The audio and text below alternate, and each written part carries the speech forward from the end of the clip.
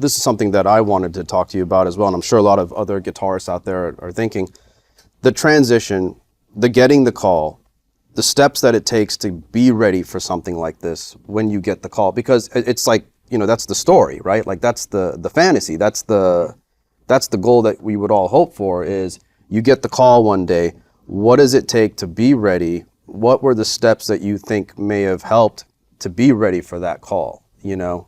Because I know when something like that comes up, it can be overwhelming to some people. It can be, you know, it's a lot to take in. Mm-hmm. I think a lot of it had to do with the amount that I was playing live. I really do. You play differently live. You get one shot at the song. Yeah. You know, you build up. It's a different way of playing. You're playing to people, so there's no redo. You don't get reliant on, you know, the way we record in studios these days, there's the redo button. You can go over Control Z, you can, you know, erase that, or you can go piece by piece. Yeah, you can. You don't even have to do a full take. Exactly. Yeah. So live, you don't get that comfort, and you become seasoned with that mindset. Right. And I think doing that 4 or 5 nights a week in front of people religiously every day, through thick and thin, through those frustrations that I told you about, I think that really had a big part to play in why I felt like I had a chance. I had a shot at it. What was the audition like? Pretty laid back. Really? Pretty laid back. Yeah. I was, you know, I went up and met the guys. I had to borrow the train fare from my mother because I didn't have the train fare to get up there.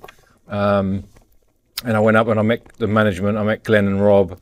And we discussed, you know, what they wanted, and they asked me what I wanted, and that was the first indication. Wow. Yeah, that was the first indication to me that they wanted a member of the band. Nice. They wanted someone with an opinion and ideas and their own thoughts, and you know, not just a hired gun. Right, and that was there was more of that to come, but that was my first indication. Looking back on it, that was my first indication that they wanted someone. You know, what did I want? I'm like, I wasn't expecting that sort of question.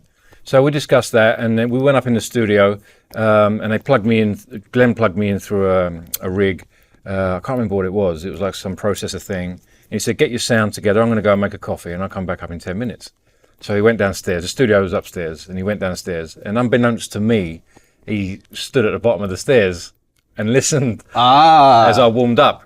And he said subsequently that he knew then and there, like the search was over.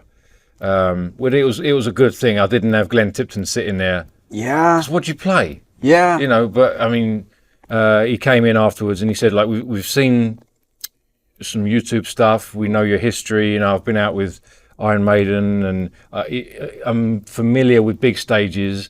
You know, you knew a bit of my history. You knew I could play. Right. And he actually said he'd be embarrassed if he sat in front, you know, like we're sitting, it was like this. He said he'd be embarrassed, he wouldn't know what to play. Sure. And I said to him, Glenn, you don't get opportunities like this every day. This is what you aspire, like you said, it's like cliche. You aspire to be as good as these guys, but you don't think you're ever going to get the call.